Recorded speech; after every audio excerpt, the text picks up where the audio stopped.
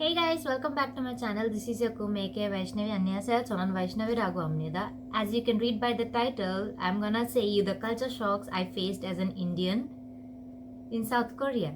Not faced, to be honest. I didn't face a lot of culture shocks, but yeah, I have um, I have come through some culture shocks while staying in Korea for around almost 2 years.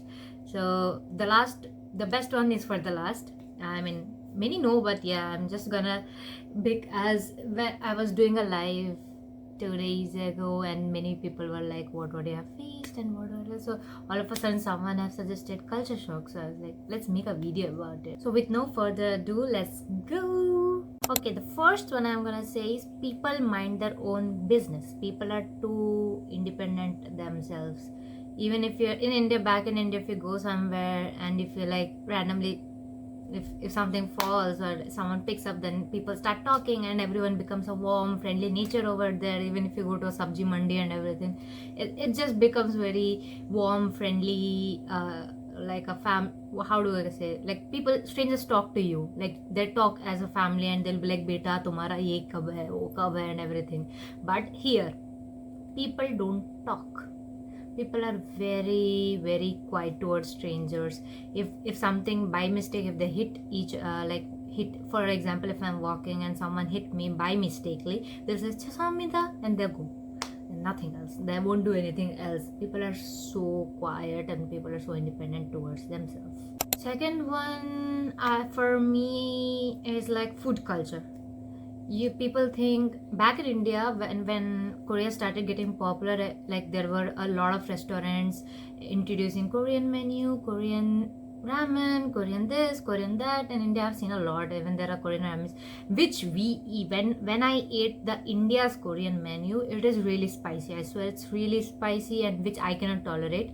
But as soon as I reached Korea, and I've ate like a different variety food, trust me, they're not as spicy as you think. Yes, there are a lot of Korean dishes which are really spicy, but till now the things which I have ate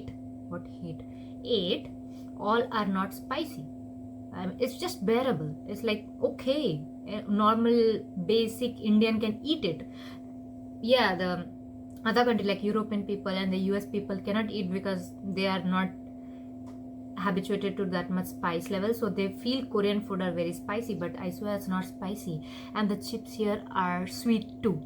There are only some, like I guess 2 or 3 company brand chips which I really liked, except that everything is sweet. I cannot eat here ka chips, sachi, it's too much for me. So no.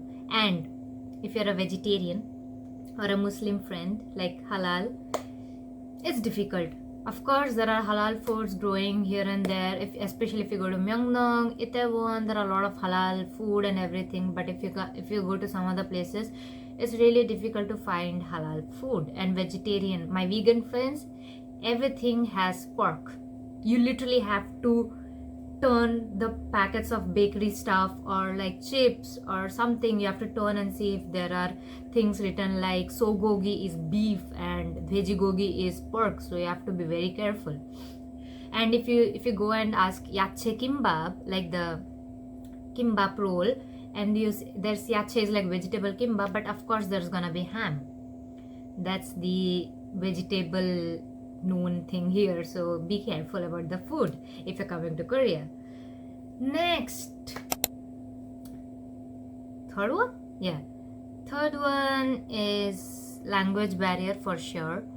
But these days, because Korea is getting popular and there are a lot of tourists coming to Korea, most of the restaurants tend to have English menu and little bit of English speaking. But if you go to like a village side or a rural side, there is very less English options. There is nothing written in English, nothing here, everything is in Korean. So if you're trying to just roam the local streets and heritages of Korea, it's gonna be a problem. You should always use Papago, because I think Google Translate is getting better these days, but Papago is the OG translator app and used here. So yeah.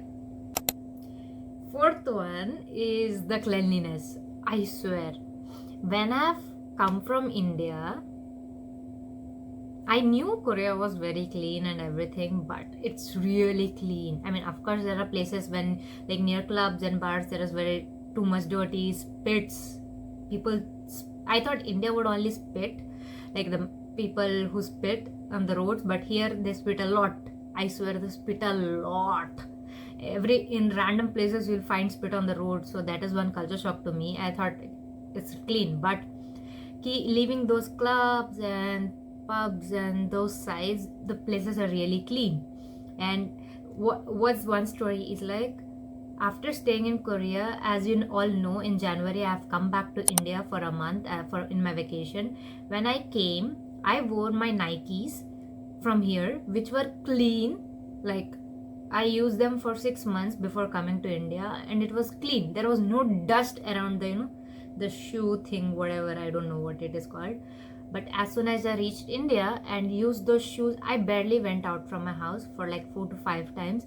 In those 5 times, my whole that shoe border just became brown.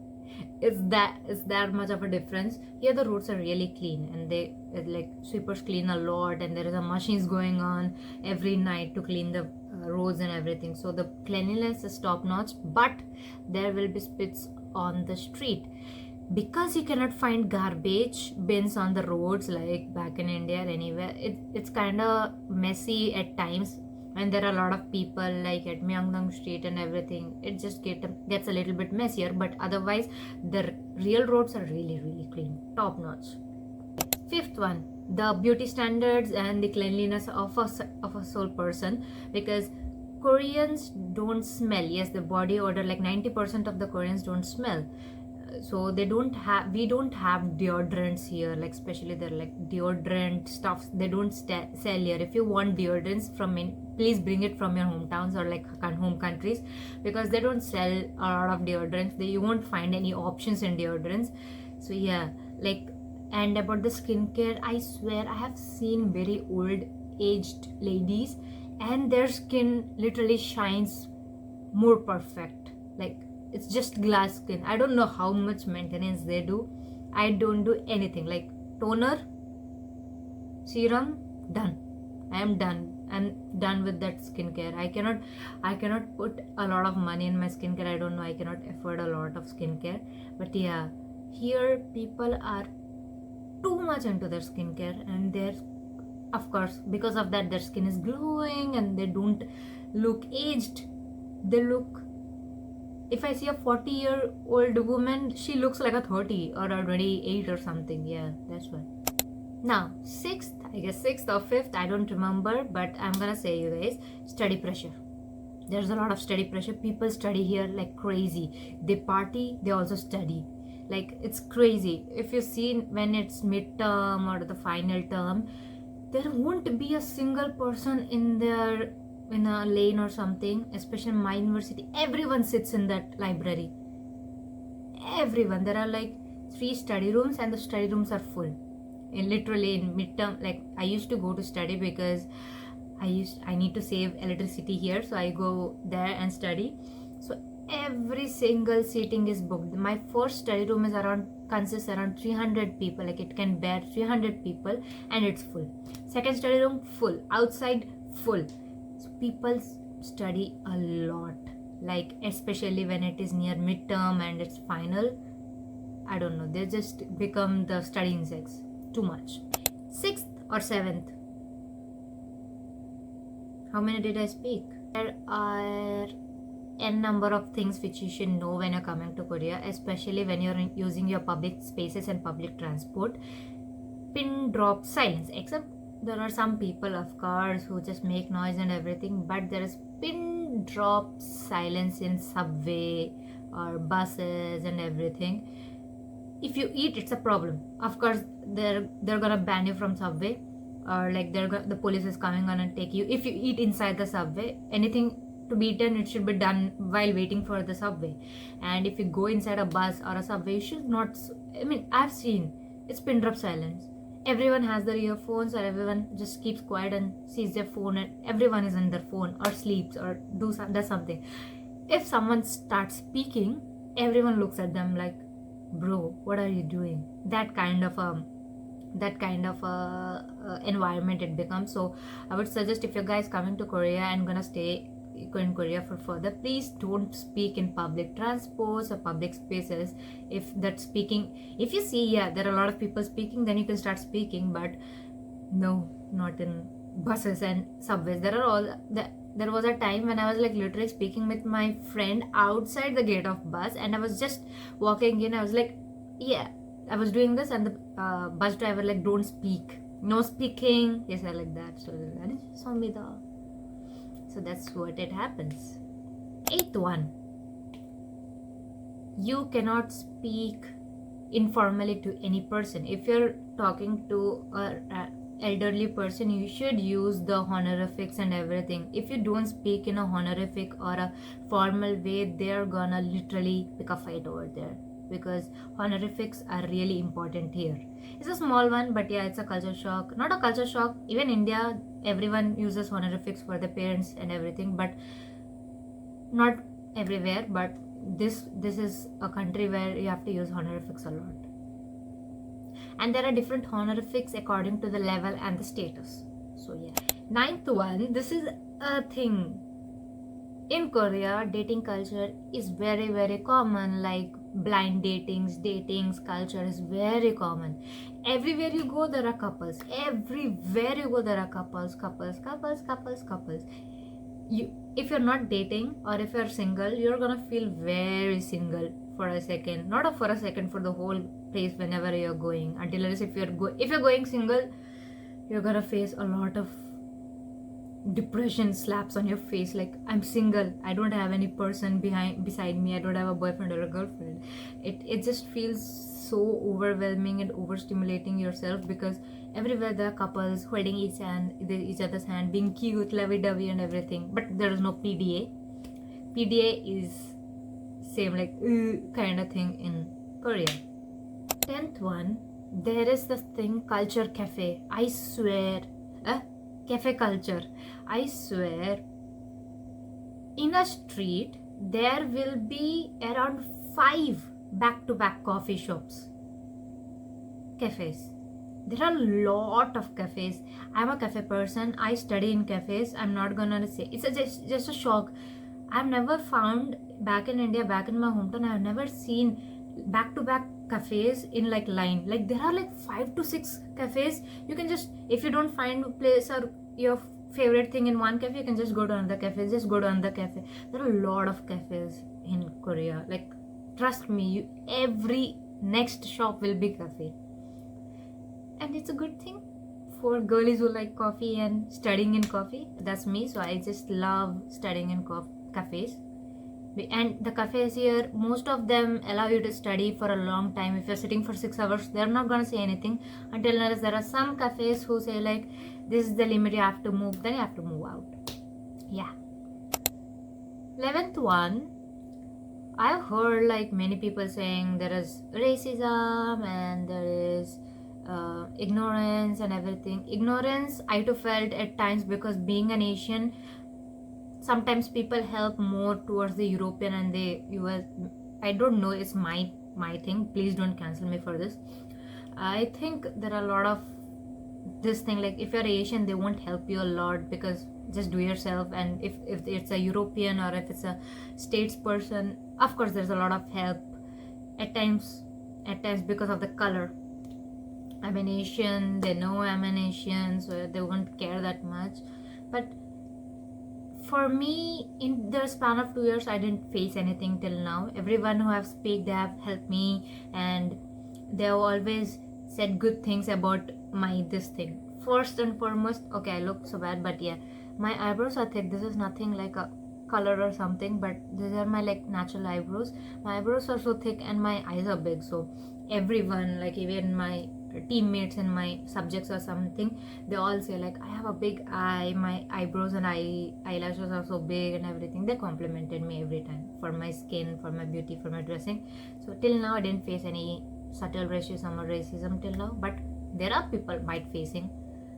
I can face in the future, but I don't know. Just don't take it into heart, just be yourself. That's what I say. And the last one, the dhamaka and the biggest culture shock which I felt is, let me just back. If you are following me from the starting, I have posted, when I was in my language year, I posted a video where I went to trip to Yesan and a water park, right? The thing here is, there are chimchilbang, the sauna, the spas, the water parks here. If you're coming to a new country, you wanna, and the culture is sauna and chimchilbang here, so like everyone wanna go there and go enjoy, sit in that sauna, sheep cabs and everything. But before that, when you have to, of course, take your water swimsuits and everything if you're going to a water park, and sauna they provide you clothes, but you have to go to a changing room, right? I don't know if this is gonna have a copyright, I have a monetizing issue or monetizing strike, but I'm just gonna say it. So first, how you have every sauna, chimchilbang, spa, water park, this is the thing. First you go get your tickets, then you get a key where you first remove your shoes, open the key, keep your shoes, lock it, you get a number, go to that number shoe locker, you will have a key, open the key, keep your shoes, lock it. The same key is for your changing, dressing, okay? Back in India, as far as I know, I went to water park once, there are specific booths for changing, okay? Like you have lockers, then you have booths to go change and then come keep your things in locker, but it's not like this in here. As soon as you go, there is dry place where you have your lockers and the changing place, and there's a wet place and the hair drying and everything. From there, who have already played from the wet place cannot enter dry place with their wet swimming clothes. And from this place where you have to change clothes, you should wear a swimsuit, then you can go. You cannot go with your outside clothes into the wet and the water park side. So you have to open your clothes, right? When I went, of course, we all went with our language teacher and language students and every GTM. There is an extra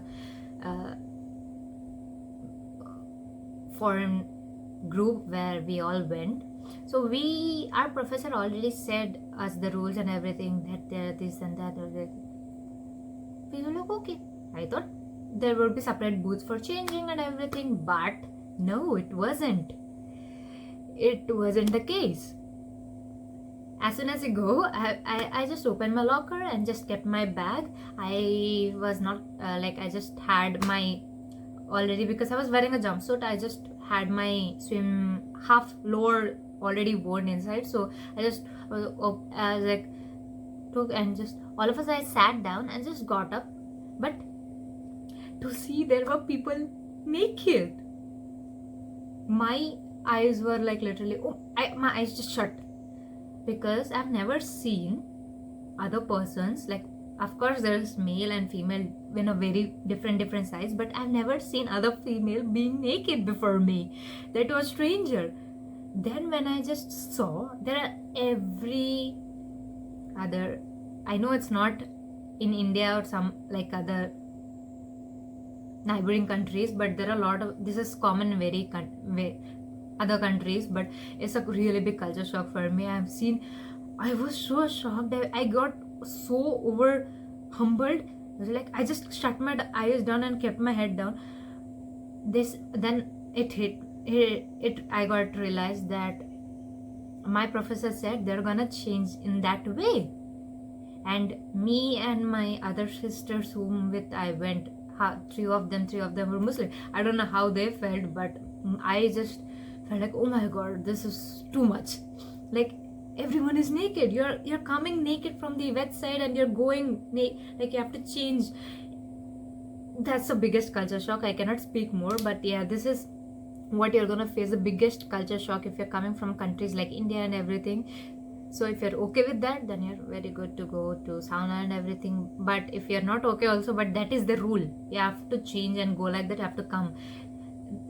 What I did was, like, I had a big towel, so I just covered myself, kept my eyes closed, covered myself, and then I did everything. So that's what I do whenever I go to some spa. Or I went to spa Chimchilbang for the first time in Busan. I didn't add those clips in my video because I just didn't click anything. I just wanted to enjoy the moment.